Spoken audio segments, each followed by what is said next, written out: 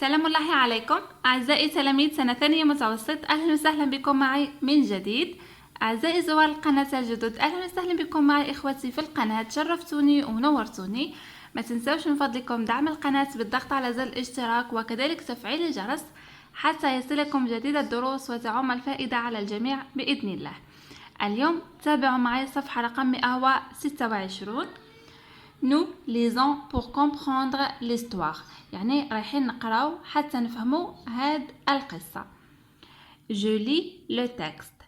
عين بنت السلطان دو ماسكارا. عين بنت السلطان دو ماسكارا يعني عين بنت السلطان تاع مدينة معسكر. فوالا هذه مكان يعني فيه منبع من الماء اللي هي العين، وسميت بهذا الاسم. رايحين نشوفوا الأسطورة وش راهي تحكي. فوالا فقط للملاحظة، مدينة معسكر هي مدينة جزائرية تقع في الغرب الجزائري. فقط لازمنا نعرفوا بالتراث الجزائري ونفتخروا به لأنه لدينا متابعين من خارج الجزائر. فوالا هكا باش يكونوا عندهم معلومات جميلة عن الجزائر. نبدأ قراءة الأسطورة. Il faisait très chaud ce jour-là. La sécheresse se prolongeait depuis des mois. كان اليوم حار جدا. الجفاف استمر لعدة أشهر. Les sources se tarissaient et les puits s'achissaient. يعني المنابع اختفت والآبار جفت. Les puits هي الآبار. Rien n'a germé. ولم ينبت شيء يعني النبات ما كانش حي. La famine s'installait. المجاعة بدأت. Louaila, fille du sultan, assistait aux événements le cœur meurtri. لويلا هي ابنة السلطان، حضرت لكل تلك الأحداث بقلب مجروح. Elle pleurait de toutes ses larmes et priait de tout son cœur, implorant Dieu de secourir les hommes, les animaux, les plantes et tous ceux qui sont touchés par la sécheresse. يعني لويلا حضرت هاد الأحداث، يعني مرحلة الجفاف والمجاعة. كان قلبها يتألم وكانت تبكي بكل دموعها يعني، وكانت تصلي وتدعو من كل قلبها مترجية الله أن ينقذ الناس، الحيوانات وكذلك النباتات وكل شيء تأثر بهذا الجفاف. Elle partageait sa ration d'eau avec un grenadier qu'elle avait planté. يعني وكانت تتقاسم حصتها من الماء مع شجرة الرمان التي غرستها. هنا un grenadier هي شجرة الرمان. Elle l'arrosait aussi de ses larmes que deux servantes recueillaient dans deux gobelets en or appelés l'armier de la reine. وكانت تسقيه كذلك من دموعها التي كانت الخادمتان يعني تجمعها في كأسين من الذهب اسمهما l'armier de la reine. يعني الكيسان هذوك اللي كانت الخادمات تجمع فيهم دموع لويلا اسمهم l'armier de la reine. يعني الدموع هذوك كانوا يسقيوا بهم شجرة الرمان. Un jour, près du grenadier, apparut une flaque d'eau qui couvrait de plus en plus la terre. ذات يوم بالقرب من شجرة الرمان ظهرت بركة من الماء التي غطت الأرض أكثر فأكثر. Une source venait d'éclater. وكانت هناك منبع من الماء يعني سينفجر. يعني هذيك البركة تاع الماء من وراها جاء منبع من الماء وانفجر. Un ruisseau finit par se frayer un chemin sous le rempart et prenait gaiement le chemin vers l'ouest, tout de même sec depuis des mois. semant sur son parcours la joie parmi les habitants.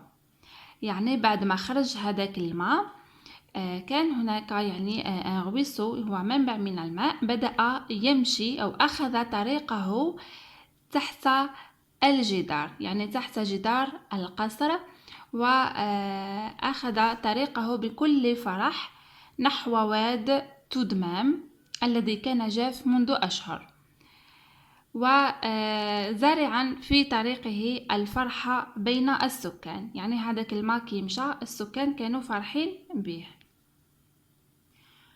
Pour remonter l'eau au palais, on dévia le cours en haut vers les appartements.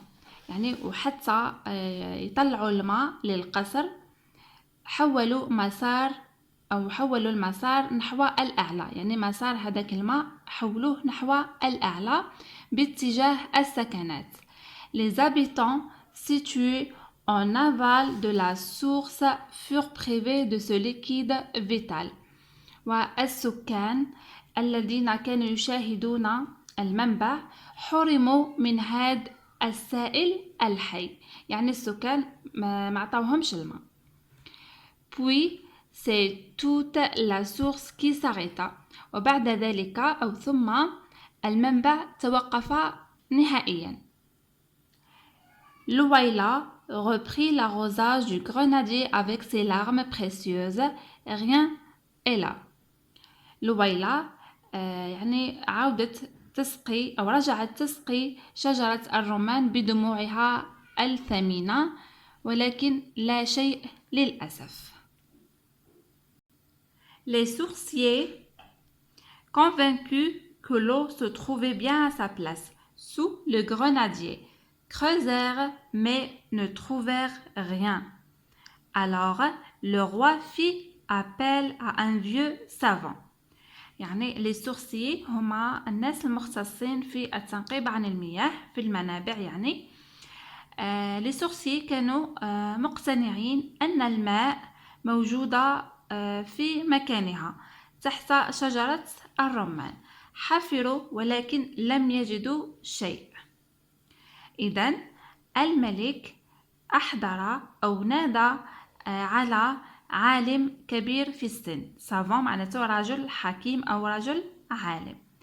Sire, dit le vieux, il s'agit d'une obstruction du canal que vos gens ont construit.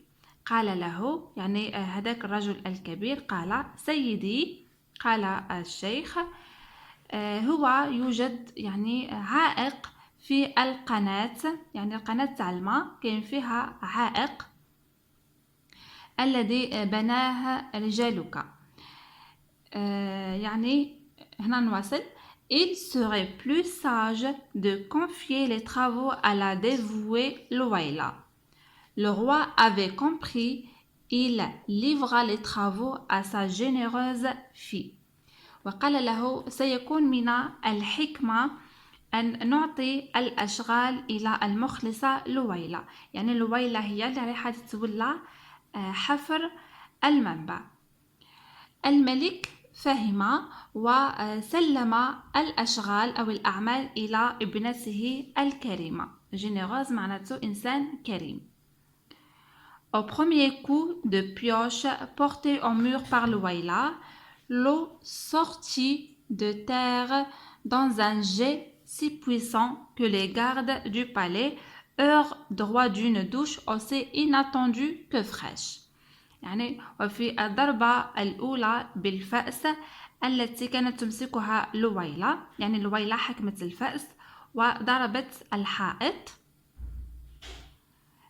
خرج الماء من الأرض يعني في متدفق بقوة متدفق بقوة لدرجة أنه الحراس الموجودين في القصر استحموا يعني كان لهم حمام بارد لم يكن منتظر يعني هذوك الحراس اللي كانوا أمام القصر كامل قاسهم هذاك الماء اللي كان بارد. Ainsi tout rentra dans l'ordre. Le lendemain, sur ordre du roi, on détruisit une partie du mur d'enceinte du palais et la parcelle de terrain entière fut offerte au public. يعني بالتالي كل شيء رجع إلى نظامه.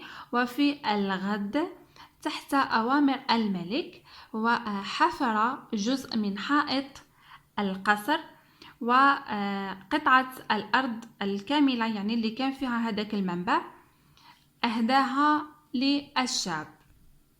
On appela cette source عين بنت السلطان ونسمي هذا المنبع عين بنت السلطان الموجود في مدينة معسكر. فوالا نتمنى تكونوا فهمتوا هاد الأسطورة. صراحة أنا كي نقراها معكم تعجبني بزاف وهي أساطير مشوقة وممتعة خاصة أنها من التراث الجزائري اللي لازم علينا نعرفوه. فوالا Je réponds aux questions. أجيب على الأسئلة. Numéro 1. Louaïla, la fille du sultan, n'arrêtait pas de pleurer. Pourquoi? لويلا ابنة السلطان لم تتوقف عن البكاء. لماذا؟ هنا رايحين كما شفنا في النص لويلا pleurait à cause de la sécheresse qui affamait les hommes, les plantes et les animaux. يعني لويلا كانت تبكي بسبب الجفاف الذي جوع الناس والنباتات والحيوانات. فيما بعد نخليكم الأجوبة مكتوبة آخر الفيديو. تابعوا الفيديو للأخير من فضلكم. Numéro 2. Elle planta un grenadier. Le grenadier est un fruit, un arbre, du gazon ou un légume. Le grenadier هي شجرة الرمان, donc c'est un arbre. Un ruisseau passa sous le rempart. Le rempart est un pont, est un mur, est un rocher ou est un toit. Le rempart هو حائط. Voilà, c'est un mur. Numéro 4. Que voit-on un jour près du grenadier? ماذا رأوا ذات يوم أمام شجرة الرمان? Un jour, près du grenadier, on vit une flaque d'eau qui était le signe d'une source existait à cet endroit. يعني احنا شافوا أمام شجرة الرمان بركة من الماء التي كانت تبين أنه يوجد منبع من الماء تحت شجرة الرمان. Numéro 5. Quand on a remonté l'eau vers les appartements, que s'est-il passé? يعني عندما أرادوا أن يصعدوا الماء باتجاه السكنات في القصر ماذا حدث؟ En remontant l'eau vers les appartements, on dévia le cours et la source s'arrêta. يعني عندما حاولوا أن يصعدوا الماء باتجاه المساكن الموجودة في القصر غيروا مسار الماء وبالتالي المنبع توقف. Voilà. Numéro 6. Le roi fait venir un vieux savant. Que dit ce savant? Raconte la fin de l'histoire. يعني الملك أحضر عالم كبير وماذا قال هذا العالم؟ احكي نهاية القصة. شوفوا معايا هنا في النص راح نشوفوا الإجابة. Le vieux savant dit qu'il s'agit d'une obstruction du canal que les gens du roi ont construit. Il serait plus sage de confier les travaux à la dévouée لويلا. Voilà, هذا هو قول الرجل العالم. هنا لاحظوا معايا la fin de l'histoire. هنا راح نشوفوها في الأخير. Ainsi, tout rentra dans l'ordre. Le lendemain, sur ordre du roi, on détruisit une partie du mur d'enceinte du palais et la parcelle de terrain entière fut offerte au public. On appela cette source عين بنت السلطان. هذه هي نهاية القصة كما شرحناها قبل قليل. قلنا لهنا si tu étais à la place de ce grenadier, que dirais-tu à Louaïla et aux servantes? يعني إذا كنت في مكان شجرة الرمان ماذا كنت ستقول للويلة والخادمتان؟ فوالا. اعتذر اعزائي على هذا الانقطاع فقط. هنا يعني كل تلميذ راح يقول يعني وش هو شعوره إذا كان في مكان شجرة الرمان. أكيد إنسان راح يشكر الناس اللي داروا فيه الخير وراح يعترف بالجميل تاعهم. فوالا. يبقى لنا هنا في الأخير j'écris dans mon cahier au premier coup de pioche l'eau sortit de la terre. Dieu merci, cria Louaïla, la tête et les mains levées vers le ciel. يعني بالضربة الأولى بالفأس الماء خرج من الأرض. شكرا يا الله، صرخت لويلا وكان رأسها ويديها يعني باتجاه السماء، يعني هي تشكر في الله عز وجل. فوالا. نتمنى تكونوا فهمتوا هاد الأسطورة واستمتعتوا معايا. نلتقي في الصفحة الموالية بإذن الله. معي اليوم صفحة رقم 127. نواصل في شرح الدرس السابق اللي هو كما شفنا مع بعض أسطورة عين بنت سلطان مدينة معسكر. فوالا راح نكملوا لهنا نشوفوا أسئلة باش نفهموا أحسن هاد الأسطورة. Numéro 1. Je relis la légende عين بنت السلطان et je réponds.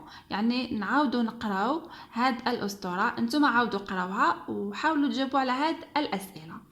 Numéro 1. Qui était لويلا؟ من كانت لويلا أو من هي لويلا؟ لويلا هي بنت السلطان. Donc لويلا était la fille du sultan. فوالا، هذه هي الإجابة. فيما بعد كالعادة خلي لكم الأجوبة آخر الفيديو. Numéro 2. Pourquoi pleurait-elle؟ لماذا كانت تبكي؟ لويلا pleurait car la sécheresse a touché les hommes, les plantes et les animaux. لويلا كانت تبكي لأن الجفاف مس أو أثر على السكان، النباتات والحيوانات. Numéro 3. Que faisait-elle chaque jour؟ ماذا كانت تفعل كل يوم؟ لويلا chaque jour pleurait et ses larmes étaient récupérées et on arrosait le grenadier avec. يعني كل يوم لويلا كانت تبكي ودموعها كانت تجمع ليسقى بها شجرة الرمان. Voilà, هذه هي الإجابة. Numéro 4. Trouvez les antonymes ou les contraires ou les opposés des mots soulignés. Les antonymes كما شفناه في فيديو المراجعة وفي الدروس السابقة هي ضد الكلمات، يعني الكلمات المتضادة، يعني وعندها نفس المعنى ك contraire et opposé. يعني مثلا في السؤال يطلب منك أنك توجد l'antonyme ولا le contraire ولا l'opposé، هادو كامل عندهم نفس المعنى، يعني معنى تاع الكلمات المتضادة. تبعوا معايا. Il faisait très chaud. Il faisait très، لهنا chaud معناتها ساخن، le contraire تاعها ولا ضد تاعها هي بارد. Il faisait très froid. Voilà. Rien n'a germé، يعني لم ينبت شيء. Rien هذه contraire تاعها هي tout، يعني لا شيء وكل شيء. وهنا نكتبوا tout a germé. Tout a germé. Voilà. Près du grenadier، لهنا près معناتها بالقرب، العكس تاعها هي يعني أبعد من، اللي هي loin du grenadier. راح نكتب لكم الأجوبة باش تبقاو تشفاو عليها. فوالا، لاحظوا معايا لهنا chaud l'antonyme تاعها هي froid، rien l'antonyme تاعها هي tout، près l'antonyme تاعها loin. Numéro 5. نواصل هنا. Question numéro 5. Relève dans le texte tous les mots et toutes les expressions qui font penser à la sécheresse. استخرج من النص كل الكلمات والعبارات التي تبين أو يعني تخلينا نفكروا في الجفاف. الحين نرجع للنص ونستخرجوا الكلمات. شوفوا معي هنا في الفقرة الأولى تاع النص، يعني هي المقدمة. عندنا كلمة شو معناتها حار، يوم حار. عندنا كذلك لو فيرب سو تاغيسي معناته يجف أو يعني ينقص منه الماء. كذلك عندنا لو فيرب ساشيسي معناتها يجف، يعني هذه ساشيسي و سو تاغيسي عندهم تقريبا نفس المعنى. عندنا rien n'a germé يعني لم ينبت شيء، هذا دليل على الجفاف. وعندنا كذلك لا فامين اللي هي المجاعة، يعني ديما كيكون الجفاف أكيد راح تتبعوا المجاعة. فوالا هذا فيما يخص السؤال رقم 5. فقط ملاحظة هنا أعزائي التلاميذ، هذه الصورة المصغرة هي صورة عين بنت السلطان الموجودة في مدينة معسكر. Numéro 2 نواصل هنا. Je relis par une flèche pour retrouver les phrases du texte. هنا عطانا مجموعة من الجمل، فوالا كما راكم تشوفوا. هنا المطلوب منا أننا نقراو هاد الجمل، كل جملة نديروا لها التكملة تاعها. هادو لازم ترجعوا للنص تقراو هاد الجمل الأولى يعني، وتشوفوا لا سويت تاعها واش هي. هنا راح نشرحوا مع بعض. Elle partageait sa ration d'eau يعني هي كانت تتقاسم حصتها من الماء. مع من كانت تتقاسم حصتها من الماء avec un grenadier. Elle partageait sa ration d'eau avec un grenadier. Un jour près du grenadier يعني ذات يوم بالقرب من شجرة الرمان، يعني واش صرا كما شفنا في النص، ظهرت بركة من الماء. apparut une flaque d'eau. هذه نربطوها مع هاد الأخيرة. on appela cette source يعني نسمي هاد المنبع عين بنت السلطان. فوالا هادو كي ترجعوا للنص وتعاودوا تقراوه رايحين تلقاوه فاسيلمون. لاحظوا معايا هنا اعزائي التلاميذ، انا راني ربطت الجمل مع بعضهم يعني باش نخليو الحلول. نتمنى فقط كي نخلي لكم الحل انكم تكونوا فهمتوا. لازم عليكم تفهموا ومن بعد تحلوا معايا التمارين هكا، يعني باش تكون الفايده ليكم نتوما وانا نخدم معاكم وضمير يكون مرتاح. هنا ننتقل للسؤال الثالث. troisièmement je m'entraîne avec ma ou mon camarade pour mieux lire. رايحين نقراو هذه يعني حتى نتعودوا على قراءة أحسن. Sire, dit le vieux, il s'agit d'une obstruction du canal que vos gens ont construit. هنايا لاحظوا معايا علامات الوقف هادو، عندنا الفواصل وعندنا النقطة. يعني الفاصلة كي نلقاوها في الجملة لازم توقفوا عندها يعني باش نكملوا الكلام اللي وراها. فوالا. Il serait plus sage de confier les travaux à la dévouée Louaila. هنايا كذلك لاحظوا معايا عندنا la phrase déclarative هي دائما تنتهي بالنقطة. هذه فقط لتحسين القراءة. يبقى لنا السؤال الأخير. نواصل هنا. quatrièmement je vais au-delà du texte. Louaila partageait sa ration d'eau avec le grenadier qu'elle avait planté. يعني لويلا عفوا كانت تتقاسم حصتها من الماء مع شجرة الرمان التي غرستها. هنا la question. Vous aimez aussi les arbres et pourquoi? هل تحبون أنتم أيضا الأشجار ولماذا؟ هنا كل تلميذ راح يذكر لماذا يحب الأشجار. بطبيعة الحال أنا نخلي لكم يعني نموذج يعني به سهل عليكم فقط. يعني من فضلكم حاولوا أنكم تديروا نماذج من عندكم وترجعوا للنماذج تاعي باش تقارنوها وتصححوا الأخطاء تاعكم. فوالا راح نقرأ عليكم نموذج فقط أفكار يعني ماشي نموذج، ومن بعد نخليه لكم مكتوب مع الأجوبة. هنا نقدروا نعبروا بهذه الطريقة. مثلا نقولوا j'aime les arbres et surtout je les respecte. يعني أنا أحب الأشجار وخاصة أحترمها. ils sont vivants comme nous يعني وهي حية مثلنا. et nous devons les protéger ويجب علينا حمايتها. Grâce à eux, nous pouvons respirer un air sain. وبفضل الأشجار نستطيع أن نتنفس هواء نظيف وصحي. فوالا هذه يعني تدخل في فوائد الأشجار. تقدروا نتوما تجيبوا أفكار من عندكم وحاولوا كما قلت لكم من قبل تقارنوها مع هذا النماذج اللي مديلكم وتصححوا أخطائكم. بهذا نكون أعزائي التلاميذ وصلت لنهاية درس اليوم. فيما بعد يعني في آخر الفيديو نخلي لكم الأجوبة مكتوبة. أترككم في رعاية الله وحفظه وسلام الله عليكم.